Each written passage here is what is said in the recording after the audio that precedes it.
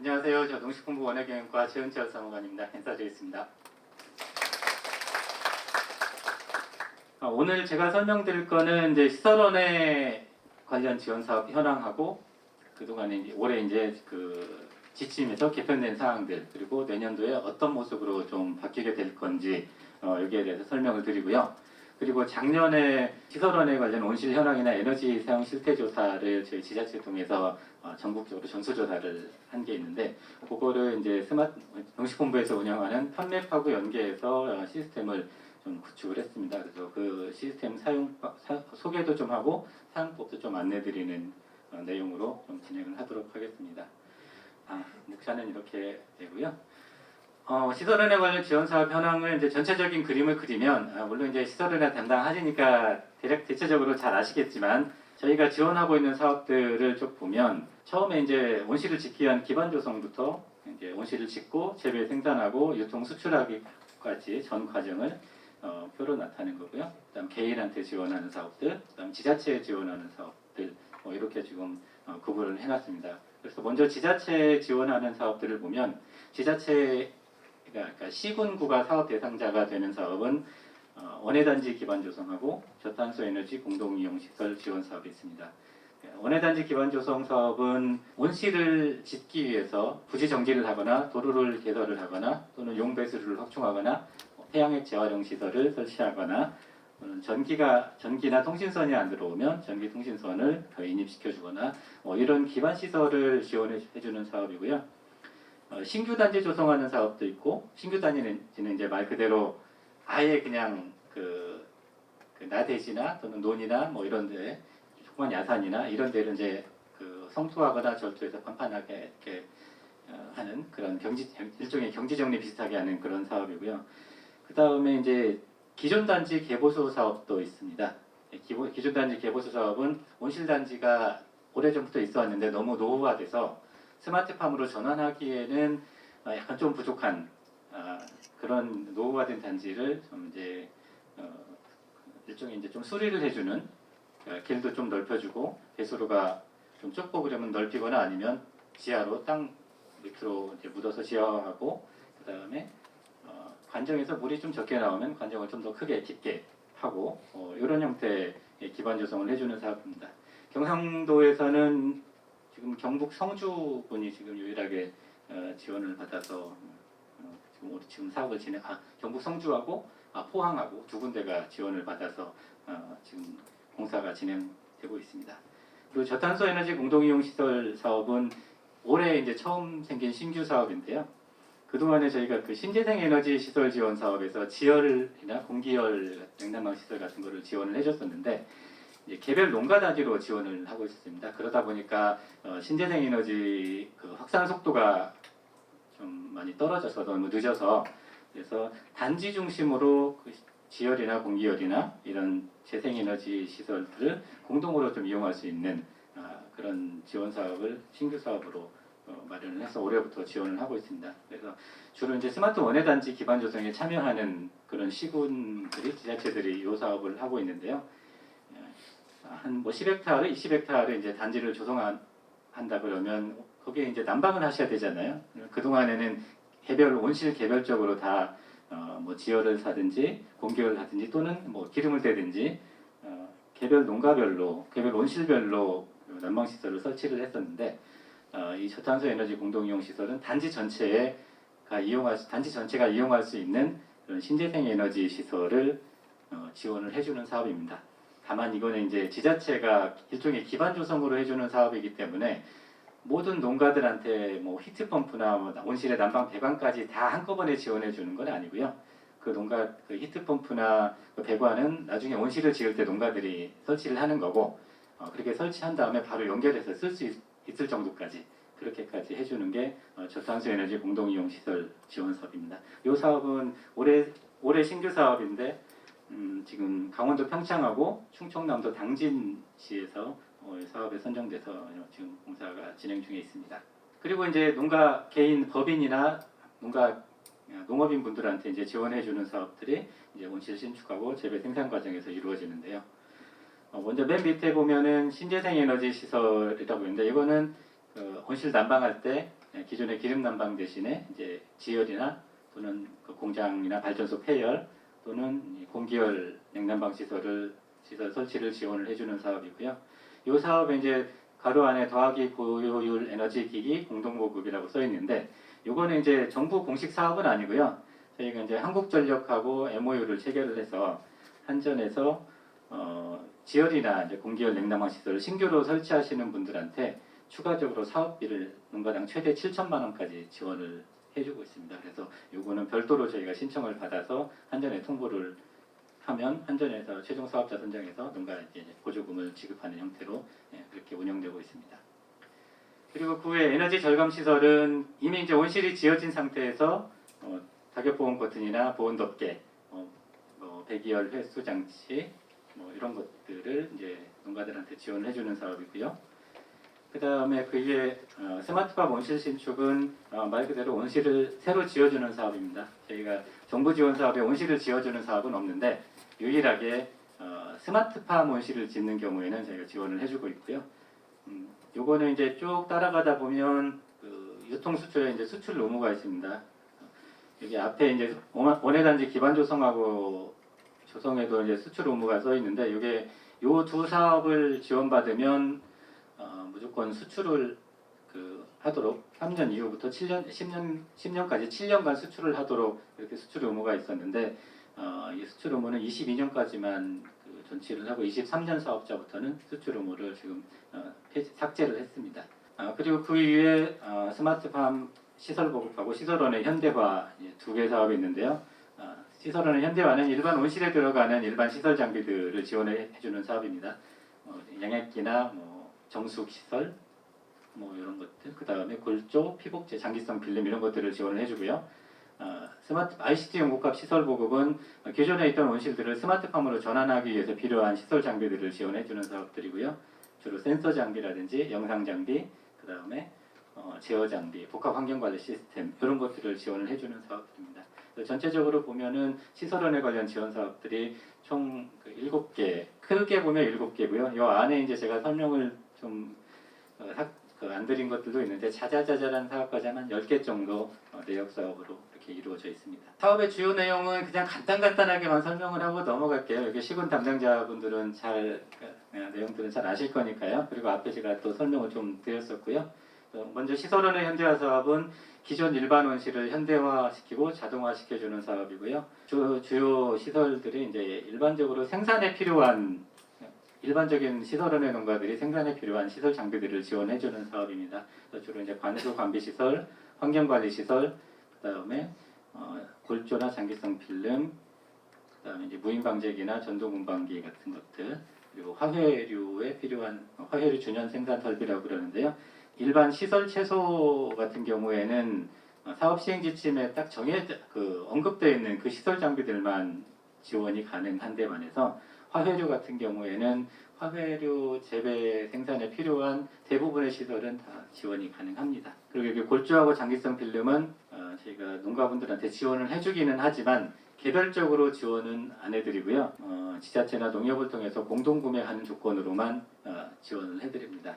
이거는 지금은 좀 덜하긴 한데 예전에 골조하고 장기성 필름의 보조금 부정수급이 너무 많아서 2016년도까지 하다가 중단을 했었거든요. 그 이후로 계속 그 사업 수요가 굉장히 많고 농가들의 요청이 많이 있어서 공동구매를 지자체를 통해서 공동구매를 하는 조건으로만 지원해주는 걸로 해서 사업 대상 품목에 집어넣어서 지금 운영을 하고 있습니다. 그 지원 조건은 국비 20%, 지방비 30%, 융자 30, 자부담 20% 이렇게 지원을 하고 있고요. 그 다음에는 이제 스마트팜 ICT 용복합 확산의 스마트팜 시설 보급 사업입니다. 이거는 아까 말씀드렸다시피 기존의 온실을 스마트팜으로 전환하는데 필요한 시설 장비들을 지원해주는 사업들이고요.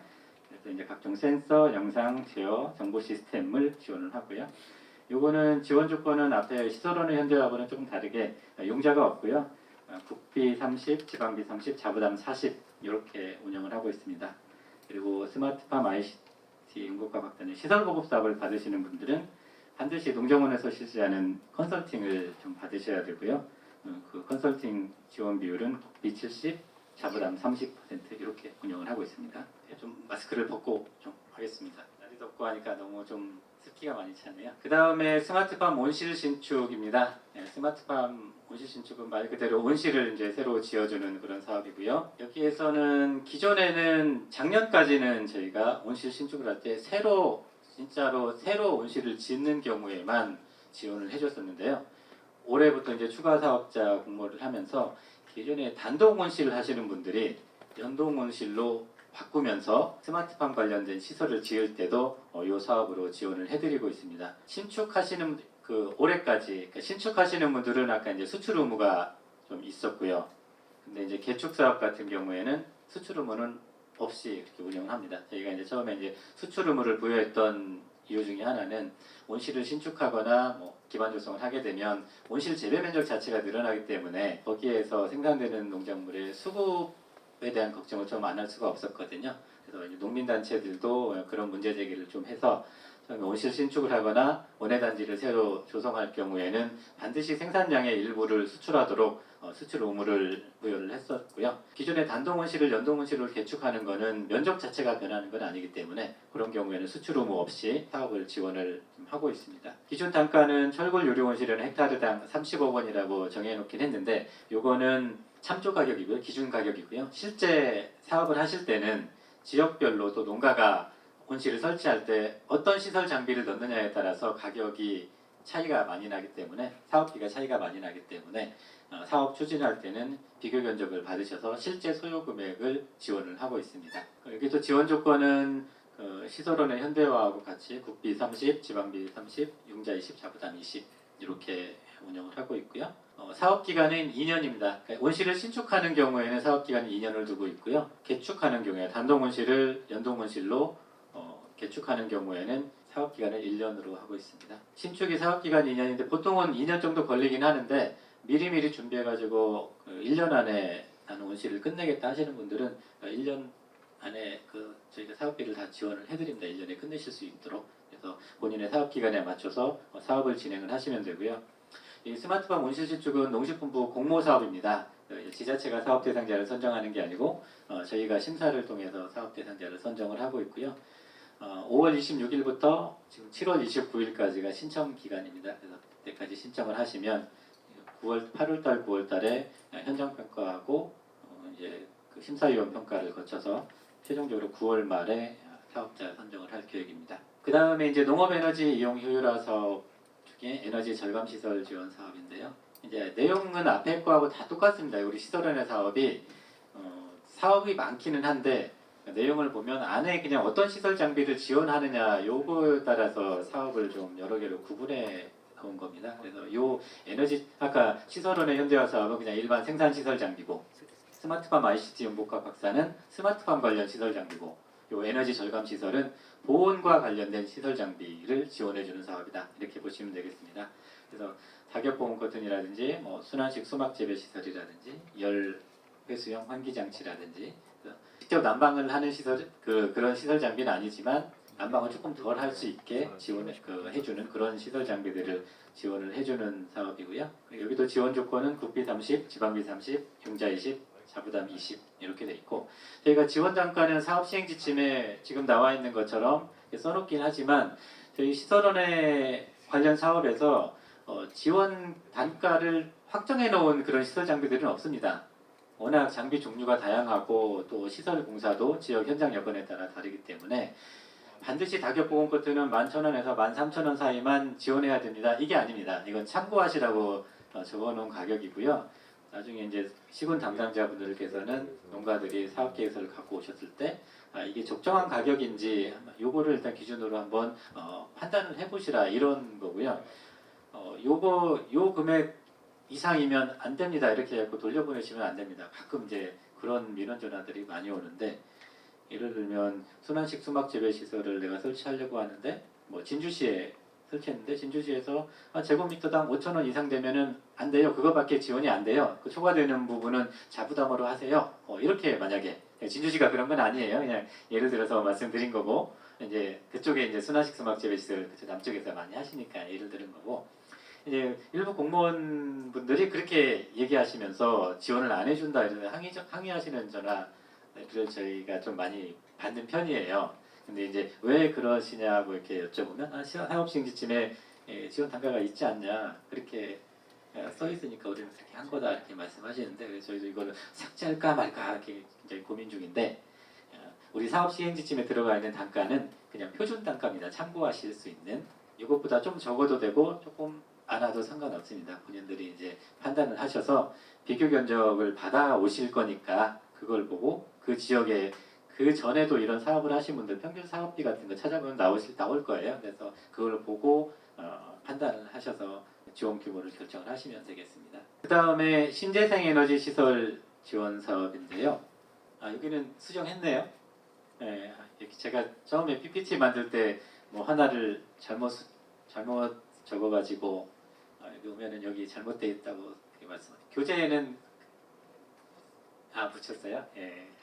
죄송합니다. 제가 교재를 잘못 만드는 바람에 에너지 절감 시설 지원 대상이 아닌 품목을 요 PPT에다 담아놔서 강의할 때 꼭 말씀드려야 되겠다 했는데 보니까 지금 수정을 해놓으셨네요.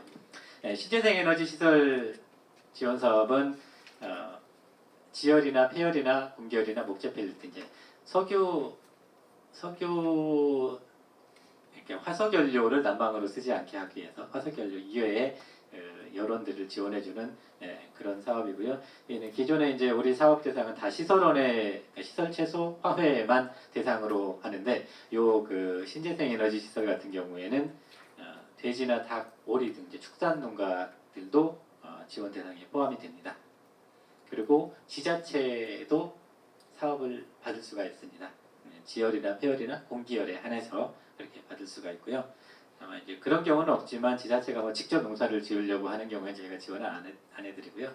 지자체가 이제 농업인들의 영농편이나 아니면 교육이라든지 뭐 이런 공익적 목적으로 원시를 지어서 설치하는 경우에 한해서 지열, 폐열, 공기열을 지자체에도 지원을 해드리고 있습니다.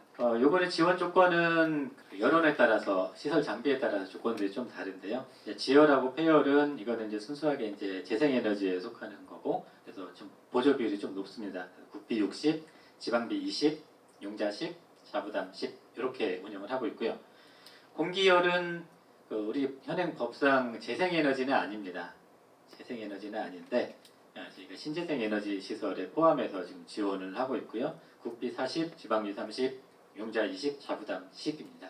이게 공기열은 원래 재생에너지가 아니라서 그리고 이제 돼지, 닭, 오리 하시는 분들은 지열폐열 공기열을 지원받을 수 있긴 한데요. 모든 농가들이 다 지원받을 수 있는 건 아니고 그 축사가 창이 없는 축사여야 됩니다. 그걸 이제 무창 축사라고 하는데 무창 개사 또는 무창 돈사, 무창 오리사 이런 데들만 지원이 가능합니다. 그리고 처음에 제가 그 지원사업 그 책에 그림 보여드리면서 설명해드렸던 저탄소 에너지 공동이용 시설이라는 사업이 있는데요. 22년 올해부터 이제 신규로 지원되는 사업이고요. 일종의 지열이나 폐열 등 재생에너지 공동이용 기반을 조성하기 위한 기반 조성 사업입니다. 그래서 사업 대상자는 시군구 지자체가 되겠고요. 지원 내용은 지열을 이용하겠다 그러면 지열을 이용하려면 대충들 아시겠지만 이렇게 땅을 파야 되거든요. 땅을 보통 100에서 150m 정도를 팝니다. 1헥타르 온실을 난방을 하려면 땅 구멍을 한 100개 정도 파야 되거든요. 그 지열 천공하는 비용을 이제 지원을 해드리고요. 그 다음에 땅을 파면은 거기에서 막 열이 막 나오는 게 아니고 거기다가 파이프를 집어넣어가지고 물을 집어넣으면 지하 150m에 있는 일정한 온도 한 15도 정도 되는데 그 15도로 돼서 물이 올라옵니다. 그러면 거기에서 열을 뺏어가지고 난방을 하고 그러면 차가워진 물이 한 15도짜리가 10도로 떨어지면 다시 또 집어넣으면 들어갔다 나오면서 다시 15도로 돼서 나옵니다. 그런 식으로 해서 이제 지열 난방을 하는 건데 그렇게 하면은 그 땅속에 들어갔다 나온 물에서 열을 교환을 해줘야 되거든요. 열 교환하는 장치가 열 교환기라는 겁니다. 그거를 이제 지원을 해주고요. 만약에 근처에 발전소나 또는 제철소, 큰 공장들이 있다. 경북 같은 경우에는 포항제철도 있고 울산도 있고 거제 조선소도 있고 굉장히 창원에도 산업단지들이 많은데 거기에서 그런 데에서 나오는 폐열들이 있습니다. 주로 많이 버려지고 있는데 그 열을 갖다가 온실에 난방을 해도 충분히 할 수 있거든요. 그래서 그런 폐열을 이용하는 경우에 그 폐열 발생 시설부터 온실 단지까지 이송할 수 있는 이송 배관을 지원을 해드리고요. 그 다음에 그런 뭐 온수나 뭐 이런 것들이 오면은 그때그때 바로 쓰려면 효율이 떨어지기 때문에 큰 일종의 물탱크죠. 뜨거운 물을 보관할 수 있는 물탱크, 그러니까 열원 저장 시설이라고 이렇게 얘기를 하는데요. 이제 그런 시설도 같이 이제 지원을 해드립니다. 그래서 농가들이 개별적으로 써야 되는 시설들은 이 사업에서 지원을 안 해드리지만 그 온실 단지 내에 있는 농가들이 공통으로 써야 되는 시설에 대해서는 이 사업으로 다 지원을 해드립니다. 그래서 보통 이제 난방을 할 때 지열을 예를 들면 지열을 땅을 파는 거 그걸 천공이라 그러고요. 그 다음에 거기서 열을 뺏어오는 거를 열교환기라고 그러고 그 다음에 열을 저장하는 시설, 열 저장 시설 일종의 그것도 추결조라고 이게 부르는데요. 그런 시설들은 이 사업으로 지원을 해드리고요. 거기에서 추결조에서 물을 빼서 저기 온실로 들어가는 거, 그 다음에 온실에서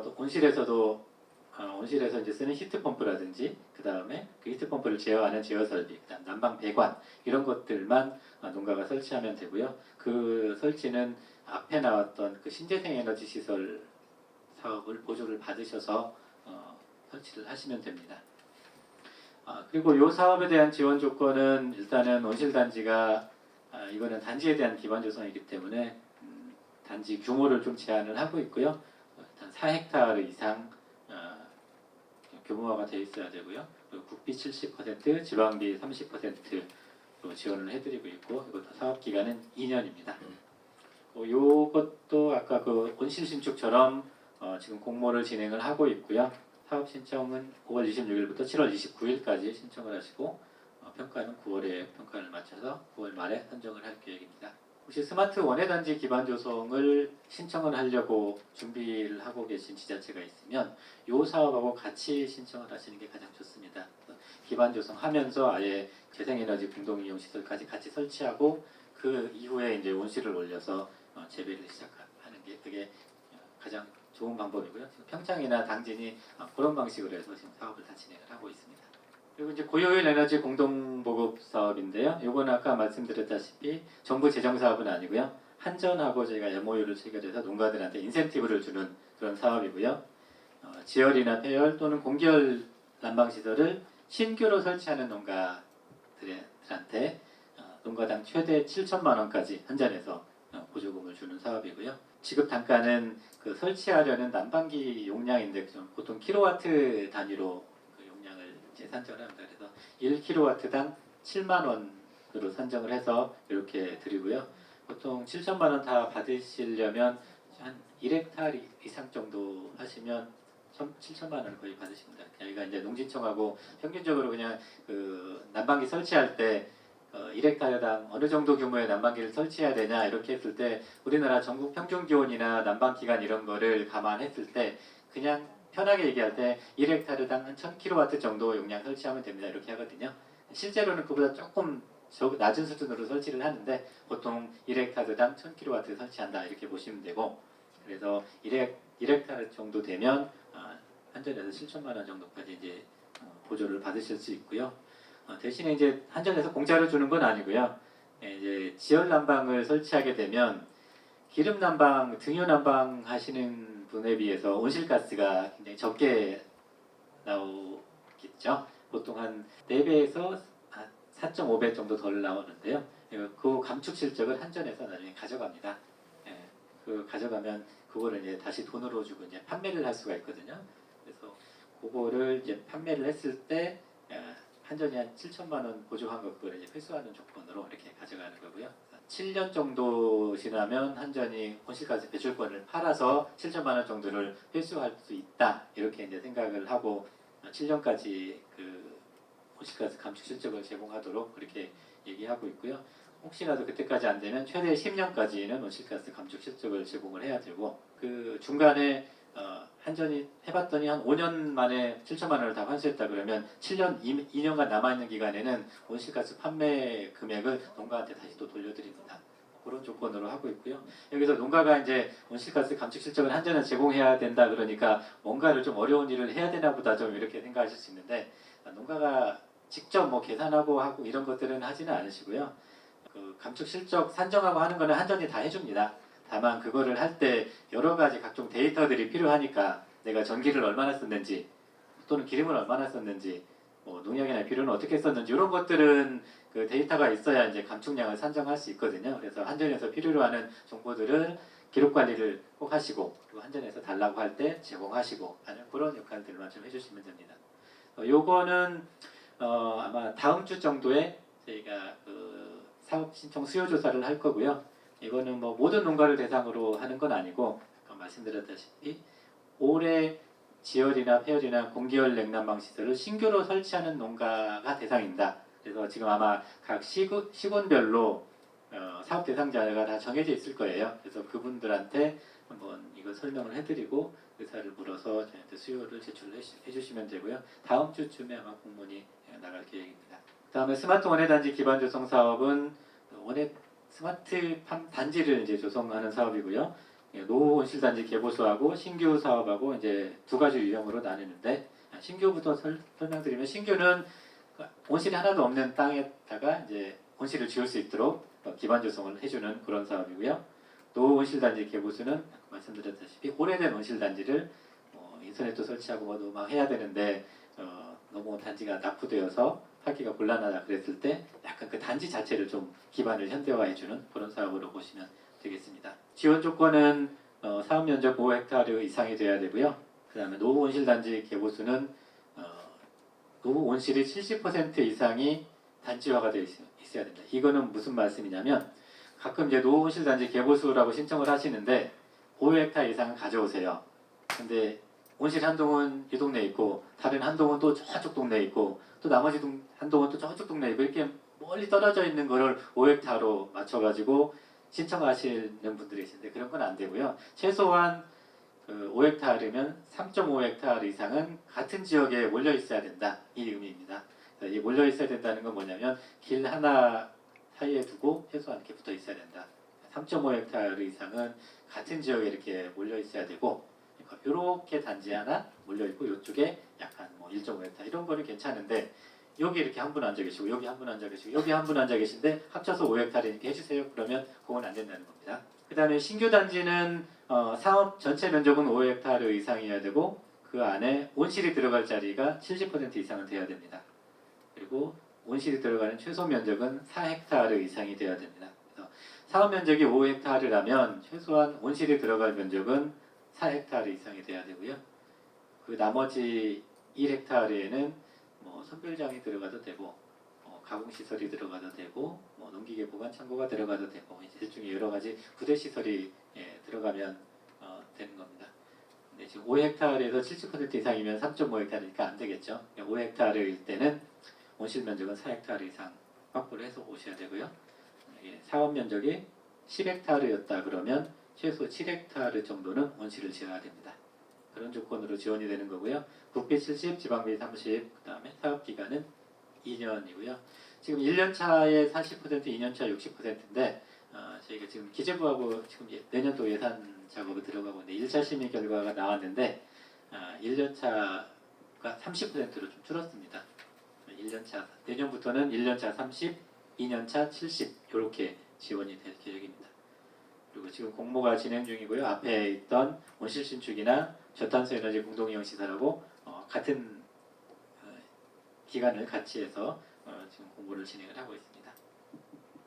그래서 이게 이제 원예단지 기반 조성 같은 경우는 전국적으로 지금 몇 개가 진행이 안 되고 있어서 잘 모르시는 분들도 있어서 기존에 있던 온실 그 사업지구들을 잠깐 이제 사업으로 이제 캡처를 해갖고 가져왔는데요. 이게 이제 맨 처음 이게 17년도에 이 사업이 시작이 됐는데 그때 맨 처음 신청해서 선정돼서 이제 준공이 된 그런 지구고요. 부여군 스마트 원예단지입니다. 그래서 부여군에는 그래서 옆에 보지 마라 그랬는데 좀 보면서 좀 해야 되겠네요. 원래 여기 온실 두 개의 온실이 있었고요. 여기가 꽤 유명한 토마토 재배하는 온실입니다. 우둥지팜이라고 하는 온실인데 이 우둥지팜을 중심으로 농가들이 땅을 구입하거나 또는 자기 땅에다가 온실을 새로 지어가지고 여기는 다 스마트팜 단지를 만들겠다 이렇게 하고 들어온 케이스고요. 그래서 어떤 분들은 다른 지역에서 토마토를 재배하다가 거기를 접고 여기 땅을 사서 들어온 분들도 있고 아니면 여기에 자기 땅이 있어서 여기다가 나는 온실을 짓고 새로 하겠다 이런 분들도 있고요. 그래서 이런 계획으로 처음에 단지를 신청해서 들어왔고요. 기반 조성이 다 이루어지고 온실을 지어진 모습이 그 옆에 사진입니다. 근데 위성 사진이 이제 최근 사진이 없어서 약간 전 사진이긴 한데 중간에 저기 흙으로만 돼 있는 데 있잖아요. 온실 옆에 거기는 이제 논을 메꿔가지고 이제 온실을 지을 수 있도록 판판하게 한 거고요. 거기는 온실이 지금 다 올라가 있습니다. 지금 여기 그 사진에 보이는 온실들이 다 이제 대부분 다 유리 온실로 이제 새로 신축을 해서 스마트팜 단지를 이제 조성한 케이스고요. 여기도 요 단지하고 저쪽 길 건너가지고 지금 사진 바깥으로도 온실 2동이 더 있습니다. 그러니까 전부 다가 다 한 군데 딱 몰려 있는 건 아니고요. 얘가 한 25헥타르 정도 되는데 전체 규모가 한쪽에 한 21헥타 정도 되고 나머지 한 3, 4헥타는 조금 떨어져서 그렇게 하고 있고요. 지금 여기 보이는 저 끝에 이 온실이 한 면적이 어느 정도 될 것 같으세요? 이 온실이 3헥타짜리 온실입니다. 이것도 3헥타짜리 온실이고요. 이렇게 사진으로 보면 이렇게 크게 안 보이는데 실제 들어가 보면은 가로 100m, 세로 300m 이렇게 돼가지고 안에 들어가면은 굉장히 어마어마한 규모로 이렇게 돼 있고요. 요게 이제 스마트 그 온실이 요 두 동 말고는 온실이 그냥 다 논이었거든요. 논에다가는 스마트팜을 못 지으니까 거기다가 이제 흙을 갖다가 그 성토를 해서 다지고 그 다음에 배수로도 크게 확장하고 여기에 있는 온실들은 다 양액은 재활용할 수 있게 지하에 다 재활용할 수 있는 시설들을 다 설치를 했습니다. 그래서 요즘에 폐양액이 굉장히 좀 문제가 많이 되는데 폐양액이 밖으로 외부로 배출되지 않게 기반 조성하면서 폐양액 재활용 시설까지 같이 다 들어가 있습니다. 그 다음에 여기는 이제 기존 단지 개보수하는 사업지구 사진인데요. 여기는 이제 경기도 고양시 화훼단지인데 경기 고양 화훼단지가 굉장히 좀 오래된 그 단지입니다. 가보면 메인 도로가 되게 좁아가지고 차가 잘 못 다닐 정도로 좁은 그런 도로도 있고요. 그 다음에 하수도, 상하수도 시설이 굉장히 낙후되어가지고 조그만 가운데에 길이 있고 양쪽에 조그만 또랑 형태로 되어 있는 그런 형태였었거든요. 그래서 거기는 그 온실이 그래서 가보면 원래 이제 온실이 이렇게 길게 있으면 저쪽 끝에 그 입구가 있어야 되는데 고향 같은 경우에는 길이 좁아가지고 차를 그쪽 입구에 댈 수가 없어가지고 온실이 길게 있으면 온실 가운데 구멍을 뽕 뚫어갖고 거기다가 온실 입구를 내고 막 그런 케이스였거든요. 그래서 여기 같은 경우에는 기존에 양쪽에 있던 조그만 또랑을 그 도로 밑으로 그냥 묻어서 지하 배수관을 만들고 도로를 확장하고 그 다음에 그쪽에 이제 한강 이북 지역에 이게 관정을 뚫어도 물이 잘 안 나오는 데가 많습니다. 그래서 지하 관정을 좀 더 깊게 좀 뚫고 그냥 상수로관을 또 새로 설치하고 폐양액 재활용 시설도 설치하고 여기 같은 경우에는 그 고양시에서 그 화훼 같은 경우에 전기를 많이 쓰거든요. 보강등도 많이 설치하고 그래서 감전 사고가 좀 많이 나서 무감전 화재 예방 시스템이라는 것도 다 농가별로 다 설치를 해드렸습니다. 그래서 기존의 온실 이런 것들은 그대로 놔두고 나머지 이제 열악한 기반 시설들을 좀 개보수해주는 그런 사업이고요. 경상북도 포항 같은 경우에는 주로 배수로 공사하고 도로 공사를 좀 많이 하셨고 그 다음에 올해 이제 경북 성주가 이제 개보수 사업으로 진행을 하고 있는데 성주 같은 경우에는 물론 거기도 이제 도로하고 개보수를 많이 하지만 거기는 약간 성주형 스마트팜 단지를 만들겠다 그래서 단독 온실들을 개별 농가가 제어를 하지 않고 마을 회관에 제어 시스템을 별도로 설치해서 그 단지에서 중앙에서 그 단지에 있는 온실들을 전부 다 좀 컨트롤할 수 있는 그런 시스템을 좀 설치하는 게 들어가 있는 게 그게 조금 특이한 그런 상황입니다. 원예단지 기반 조성은 신규하고 개보수하고 이렇게 진행을 하고 있고요. 제가 이렇게 설명을 하다 보면은 상당히 시간을 못 맞추는데 조금 길어져도 괜찮죠? 조금 많이 시간이 오버되긴 했는데요. 너무 서두르지 않고 이제 최대한 그 설명드려야 될 것들은 최대한 설명을 좀 드리도록 하겠습니다. 지금부터는 이제 22년 사업시행지침의 주요 변경사항을 좀 말씀드리겠습니다. 이미 사업시행지침에 반영이 되어 있는 사항들이고요. 첫 번째로 이제 원가계산서 제출 면제 대상을 좀 확대를 했습니다. 이건 이제 지자체에서 작년에 이거 개정 요청을 하셔서 저희가 검토해서 반영을 해드렸던 거고요. 현재 이제 물품 구입은 300만 원, 시설 구입은 600만 원 미만인 경우에만 원가 계산서를 제출하지 않아도 됐었는데 이걸 물품 구입은 1,000만 원, 시설 공사는 2천만 원 미만까지 확대를 했고요. 이렇게 확대를 하면 전체 농가의 한 70% 정도가 원가 계산서 제출 면제 대상에 포함되는 효과가 있습니다. 근데 이 원가 계산서 제출이 들어간 게 원래 이제 이것도 사실 그 부정수급 때문에 사업 관리 강화 차원에서 들어갔던 거였거든요. 근데 최근 한 5년 이상, 최근 5년간 우리 시설원의 분야에서 부정수급이 많이 줄었습니다. 아예 없는 건 아닌데 그래도 예전에 비하면 굉장히 많이 줄었거든요. 그래서 그동안에 너무 강화해가지고 사업하기 힘들게 만들었던 규정들은 조금씩 완화를 지금 해나갈 계획이고요. 그래서 원가 계산서 제출 면제 대상도 올해 1,000만 원, 시설공사 2천만 원까지 일단은 더 완화를 했고요. 지금 내년도에는 아예 그냥 이거를 폐지시키는 거 방안에 대해서도 좀 검토를 하고 있습니다. 혹시 저희 방향이 이거 맞지 않다 그러면 저희한테 좀 의견을 주세요. 폐지하면 절대 안 됩니다. 이런 의견을 주시면 저희가 한번 더 검토를 해보겠고요. 현재까지는 지자체에서는 이걸 없었으면 좋겠다 이런 의견들이 굉장히 많았기 때문에 내년에는 없애는 거를 한번 지금 검토를 하고 있습니다.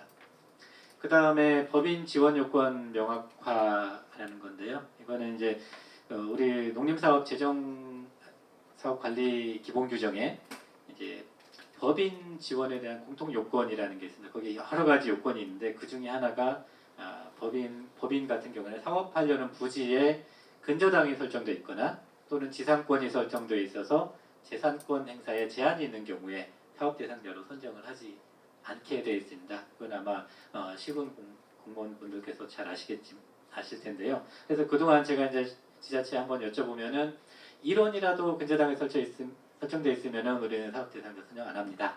그럼 어떻게 합니까? 하면 근저당은 무조건 해제하고 오시라고 합니다. 이렇게 이제 다들 말씀하시고 그렇게 하고 계신 걸로 알고 있습니다. 근데 이제 저희가 시설안에 관련된 지원 사업들이 대부분 다 융자를 끼고 하는 사업들이라서 시설안의 농가들이 를 보면 그 부지에 그 근저당이 잡혀 있는 농가들이 굉장히 많습니다. 근데 재정 여건이나 본인의 이제 그 용농 기술이나 이런 것들은 굉장히 좋고 우수한데 다만 이제 부지에 근저당이 설정되어 있다는 이유로 사업을 못 받는 경우들이 간혹 좀 있거든요. 그래서 이 부분에 대해서는 지원 요건을 조금 더 완화를 해서 지금 현재는 보조금의 한 70% 이상을 담보 제공이 가능하거나 또는 그 금액만큼 이행보증보험을 가입을 한 경우에는 지자체에서 판단을 해서 지원할 수 있도록 근저당이 조금 잡혀 있어도 그 농가가 충분히 그 근저당이 나중에 법인이 이제 부실화되거나 이렇다 하더라도 그 근저당을 해소할 수 있는 그런 그 상황이라고 판단하는 경우에는 지원할 수 있도록 그렇게 완화를 해드렸고요. 이건 이제 예를 들어서 설명을 드리면 내가 1헥타르에 온실을 짓는데 10억 원의 100억 원의 이제 근저당이 잡혀 있어요. 10억 원으로 하죠. 10억 원이 잡혀 있어요. 근데 내 사업비가 10억 원이에요. 근데 그 부지가 1헥타르면 그래도 가격이 돈이 좀 나가잖아요. 은행에 물어봤더니 여기에는 추가적으로 한 20억 원 정도 더 근저당 설정이 가능해요. 그러면 나중에 법인이 부실화 되더라도 추가적으로 대출을 받아가지고 국비 10억 원을 상환을 할 수가 있지 않습니까? 그런 것들을 감안을 했을 때 여기는 이제 지원이 가능하다 이렇게 판단해서 지원을 해줄 수가 있는 거고, 근데 이제 100억 원이 근저당이 다 잡혀 있어요. 그래서 여기는 더 이상 그 근저당을 설정해 줄 수가 없어요. 근데 농가는 법인은 보조금 달라고 해요. 그런 경우에는 지원을 해주면 안 되겠죠. 그 다음에 내가 그 보조금이 10억 원인데 은행에서 대출해 줄 수 있는 게 한 7억 5천만 원까지는 담보 제공해 줄 수 있을 것 같아요. 그러면 그 보조금 10억 원의 전체는 다 담보 제공을 못 하지만 7억 5천만 원까지는 해줄 수 있다는 거잖아요. 그러면 75% 정도 되잖아요. 보조금에.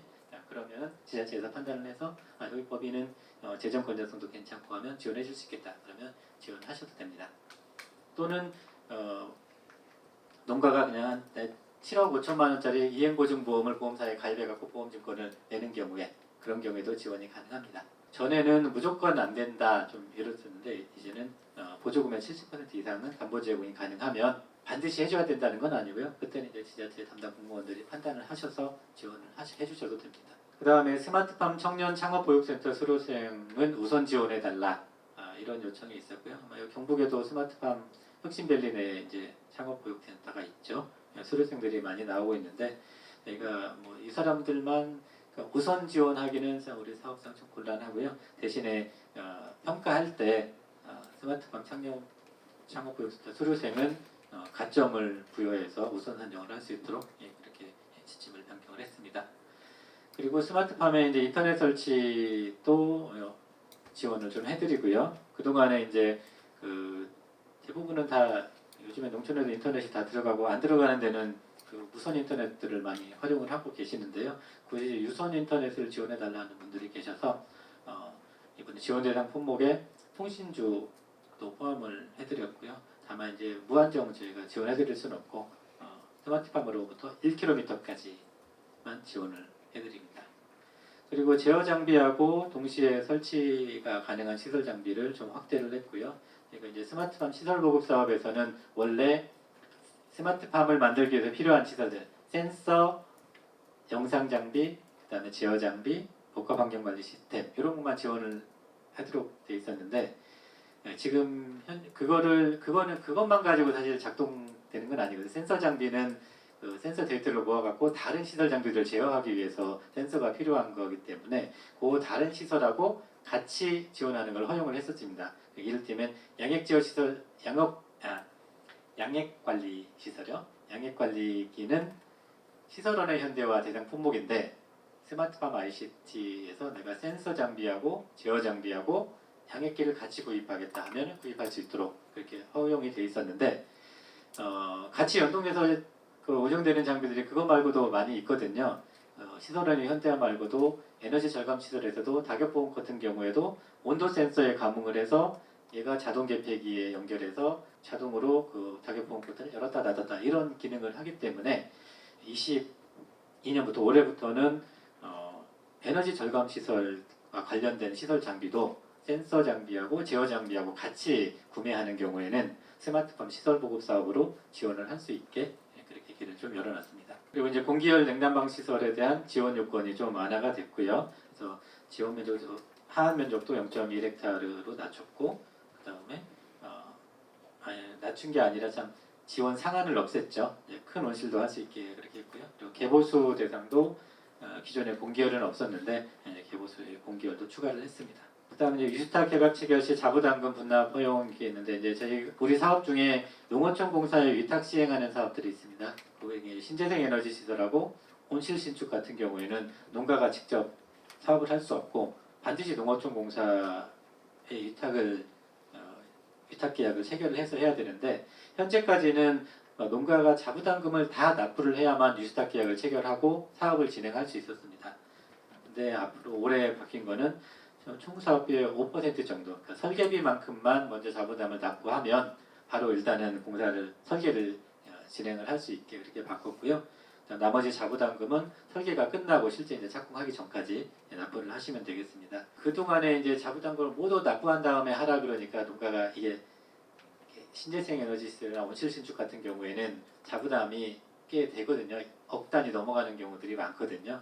그걸 다 모아가지고 유스타 계약 체결하는 데까지 시간이 너무 오래 걸려서 사업 지연이 많이 발생이 됐었습니다. 그래서 그런 것들을 좀 완화하고 농가 부담을 해소하고자 일단은 처음에 사업 시작할 때 필요한 거는 설계비만 필요한 거니까 설계비만 먼저 납부를 하시면 바로 이제 유스타 계약 체결해서 사업을 진행할 수 있도록 그렇게 바꿨고요. 그 다음에 아마 지자체나 농가분들한테는 제일 희소식일 것 같은데 스마트팜 온실 신축하고 스마트 원예단지 기반 조성의 의무 수출 요건을 삭제를 했습니다. 그래서 내년부터 지원하는 올해부터겠네요. 올해 사업자부터는 의무 수출 요건이 없으시니까 그거에 대한 부담 없이 사업 신청하고 사업을 진행을 하시면 되겠습니다. 그다음에 지금 진행하고 있는 공모 사업의 주요 변경 사항을 작년하고 비교했을 때 어떤 부분이 변경되어 있는지 간단하게 말씀드리면요. 스마트팜 온실 신축은 사업 계획서를 제출을 하실 때 재생에너지 이용 계획을 이제 반드시 좀 작성을 하셔야 됩니다. 바로 이어서 제가 이제 설명을 해드릴 건데 농식공부 판매비라는 게 있는데요. 그 판매비에 들어가셔서 내가 온실을 지으려고 하는 그 주변에 혹시 그 이용할 수 있는 재생에너지 시설이 있는지 확인을 하고 그런 시설들이 있으면 그거를 활용을 하시고 없으면 지열이나 공기열이나 이런 쪽으로 하겠다 하는 그런 계획을 제출을 하셔야 되고요. 그 다음에 부지 임대 기간을 20년에서 신청일 기준으로 12년으로 좀 완화를 했습니다. 땅을 그 임대를 해서 온실을 지으려고 하시는 분들은 예전에는 20년 이상 장기 계약을 체결하도록 하고 있었는데 그게 좀 너무 과하다는 그 판단이 있어서 우선은 그 온실 사후 관리 기간이 10년이거든요. 거기에다가 온실 사업 기간이 2년이니까 그 두 개를 더해서 12년으로 이렇게 좀 단축을 했고요. 그다음 의무 수출 요건을 삭제를 했고, 그다음에 단독 온실을 스마트팜 연동 온실로 개축하는 사업 유형이 이제 공식적으로 추가가 됐고요. 22년도에는 원래 없었는데 제가 추가적으로 모집을 해서 지원을 하고 있고요. 23년부터는 아예 처음 공모할 때부터 같이 포함해서 공모를 하고 있습니다. 그리고 스마트 원예단지 기반 조성은 온실 신축과 마찬가지로 재생에너지 이용 계획을 제출을 해야 되고요. 그리고 최소 사업 면적이 원래 원예단지 기반 조성은 10헥타 이상이어야 됐습니다. 굉장히 좀 컸죠. 그래서 이거를 5헥타 이상으로 완화를 했고요. 그리고 의무 수출 요건도 여기도 삭제를 했습니다.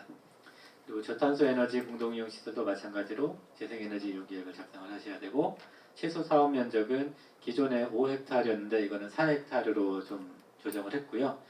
저희가 유사 사업인 스마트 원예단지 기반 조성도 최소 하한 면적이 5헥타르지만 온실이 들어가는 면적은 4헥타르 이상이었잖아요. 나머지는 일부 이제 가공 공장이라든지 선별장 이런 게 들어갈 수 있으니까요. 그리고 지역 특화 임대형 스마트팜도 최소 면적이 4헥타르입니다. 그래서 거기에 대한 기준을 서로 이제 똑같이 이제 하한선을 맞췄고요. 요 저탄소 에너지 공동이용 시설은 특히 이제 지역 특화 임대형 스마트팜 단지에서 좀 활용을 하고 싶어 하십니다.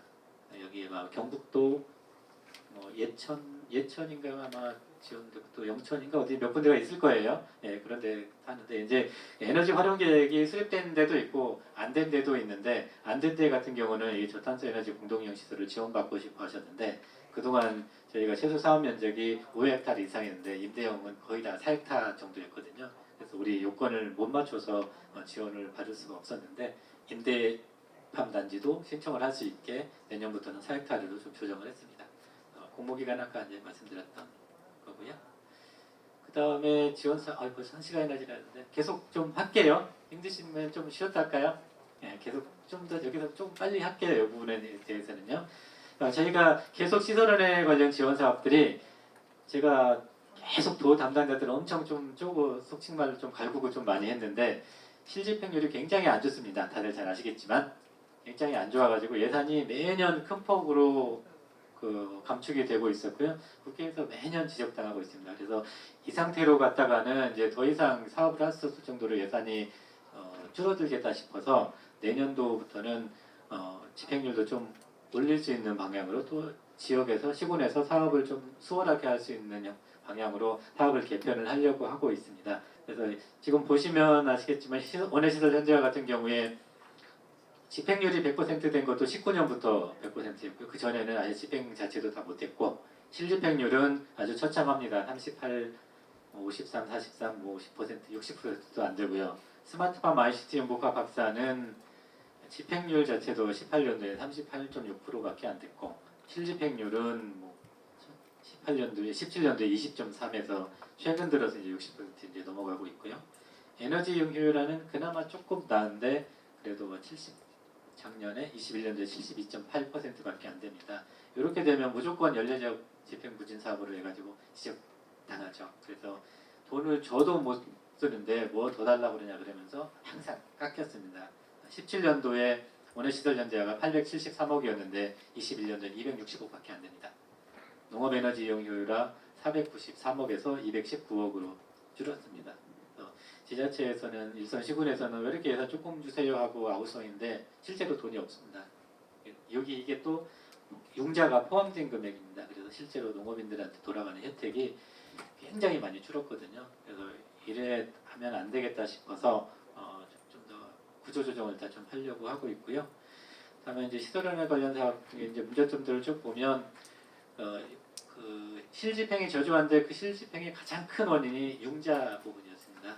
그래서 이게 각 시설연회 현대와 스마트팜 ICT, 농업에너지 이용 효율화, 보조하고 융자를 나눠서 집행률을 따져봤더니 파란색이 이제 보조고요, 주황색이 융자인데 보조는 좀 바닥을 기다가 최근에 한 90%까지 많이 올라왔습니다. 근데 융자는 계속 50% 미만이고 뭐 20%밖에 안 되거든요. 그래서 요거를 해결하지 않으면, 해소하지 않으면 실집행 부족 문제는 해결이 안 될 거라고 보고 있고요. 그 다음에 우리가 또 사업이 집행이 잘 안 되는 이유 중에 하나가 사업이 굉장히 좀 복잡했습니다. 사실 아무것도 아닌데 시설 장비 종류에 따라서 여러 가지 사업으로 나눠놨거든요. 예를 들면 우리 집에 뭐 가전제품을 지원을 해주는데 TV, 냉장고는 다른 사업으로 지원해주고, 그 다음에 에어컨 뭐 이런 것들은 선풍기는 다른 사업으로 지원해주고, 뭐 세탁기 이런 것도 다른 사업으로 지원해주고, 그냥 한꺼번에 가전제품 지원해주는 사업 하나 만들어갖고 지원을 해주면 되는데 여러 개 사업으로 나눠서 지원하고 있었고, 심지어는 회계도 다르고 보조율도 다 달랐습니다. 그래서 현장에서 굉장히 좀 어려워하고 있어서 이것도 좀 개선을 하려고 하고 있고요. 그 다음에 좀 뭐 여기서 이런 말씀드려서 좀 죄송하긴 하지만 사업에 대해서 지자체에서 이렇게 좀 강도 높게 좀 관리를 좀 안 하고 계신 것 같더라, 이런 생각이 좀 들었고요. 농가분들이 포기를 하거나 이월을 한다 하더라도 그냥 농가가 한다는데 어째요? 그리고 그냥 많은 경우들이 상당수가 있었습니다. 물론 어려움은 제가 알고는 있지만 그래도 이게 우리 사업이 계속되기 위해서는 좀 더 강도 높게 좀 관리를 해야 되는데, 그래서 4월, 2월이나 포기율을 보면은 10%가 넘게 2월하고 포기를 하고 계시고, 스마트팜 ICT 같은 경우에는 20%가 넘는 농가들이 2월을 하거나 포기를 하고 계십니다. 그러다 보니까 이분들이 다 그 해의 예산을 다 집행 안 하시는 분들이잖아요. 융자하고 더불어서 실집행률이 저조한 가장 주요 원인으로 저희가 그렇게 보고 있습니다. 그래서 이 부분에 대해서 좀 관리 책임을 좀 강화할 수 있게 그렇게 하려고 하고 있고요. 사업 개편 방향안은 일단 융자는 없애는 방향으로 가닥을 잡았습니다. 그래서 융자는 우리 사업에서는 없애되 2차 보전 사업으로 전속이 될 수 있게, 지자체에서는 이거는 신경을 안 쓰셔도 됩니다. 농협하고 농업인들이 이제 직접 관리를 하면 되는 거고요. 그 다음에 사업 통폐합인데요. 시설 장비 지원해주는 사업들은 다 하나로 통합을 할 계획입니다. 그래서 온실을 짓는 사업 하나, 그 다음에 온실에 들어가는 시설 장비 그 지원 사업 하나, 그 다음에 신재생 에너지 사업 하나, 이렇게 세 개로 통합을 하려고 하고 있고요. 그리고 보조율은 유사 사업 간에 보조율은 다 같이 맞춰주려고 하고 있습니다. 그리고 지자체가 책임성 강화를 위해서 사업 추진 체계를 좀 바꾸려고 지금 생각을 하고 있고요. 그래서 앞으로는 지금은 그냥 다 사업 수요를 받아갖고 신청을 하시면 n분의 1로 지원하고 있거든요. 한 개 농가 신청한 시군도 막 지원하고 막 그런 경우들이 있는데, 이제는 모든 시군들을 다 지원 못합니다. 아까 예산을 보셔서 아시겠지만 n분의 1로 지원하다가는 진짜 시군별로 진짜 조금씩밖에 이제 사업을 못하게 되고, 또 이제 사업 관리도 제대로 안 될 것 같아서 앞으로는 시도가 일단 1차적으로 시군을 한번 평가를 하고, 또 농식본부에서도 시군을 한번 평가를 해서 지금 계획으로는 한 100개 내외 시군 정도만 지원을 할 계획입니다. 현재는 한 200개 정도 시군이 지원을 받고 있거든요. 그래서 실집행률이 굉장히 저조하거나 사업 수요가 굉장히 적거나 한 지자체들을 빼고 일부 이제 한 100여 개 내외 시군만 선정을 해서 우선적으로 좀 지원을 할 계획입니다. 그래서 전체적인 이제 사업 개편을 하게 됐을 때 이제 사업 모양이 되는데요. 사업 모양이 이제 이 그림처럼 되겠는데요. 우선 스마트팜 ICT 용도가 확산의 온실 신축은 그대로 유지가 되고요. 그다음 스마트팜 시설 보급하고 컨설팅, 그리고 시설원의 현대와 에너지 절감 시설, 이거 세 개를 합쳐서 스마트팜 시설 보급으로 들어갈 계획이고요. 그다음 농업 에너지 이용 효율화 사업에서는 그 에너지 진단 컨설팅이라는 게 있는데, 이게 이제 폐지가 되고 그냥 신재생 에너지 시설 하나만 남게 되고요. 원예단지 기반 조성 사업은 그대로 유지를 할 계획입니다. 그리고 보조율은 다 똑같이 지금 맞추려고 하고 있는데, 요거는 기재부하고 좀 협의를 해야 되는 사항이라 좀 쉽지는 않습니다. 우선은 스마트팜 사업은 현재 스마트팜 시설 보급처럼 4 정도로 바꾸려고 하는데요. 예, 기재부가 별로 이렇게 조금 호의적인 반응은 아닙니다. 그래서 일단 저희 목표는 334로 가는데 그냥 2332로 그렇게 통일이 될 수도 있고요. 이거는 기재부하고 협의여야에 따라 달라지고요. 그다음 신재생 에너지 시설은 다 지열하고 맞추려고 하고 있고요. 6대 2대 1대 1 이렇게 바꾸려고 하고 있는데 이것도 기재부에서 좀 이렇게 뭐 호의적인 반응은 아니다. 그래서 이거는 그냥 그대로 갈 수도 있고 우선은 지금 예산 편성 과정에서는 그 지열 그 보조율로 바꾸자 이렇게 지금 협의를 하고 있습니다. 이거는 이런 방향은 지금 내부적으로는 거의 확정이 된 상황이고요. 다만 이제 기재부하고 예산 편성하고 하면서 이렇게 바꾸는 거는 예산 편성하고 나서 좀 하자 이렇게 지금 얘기가 되고 있어. 크게 큰 변수가 없는 한 이대로 아마 갈 것 같은데요.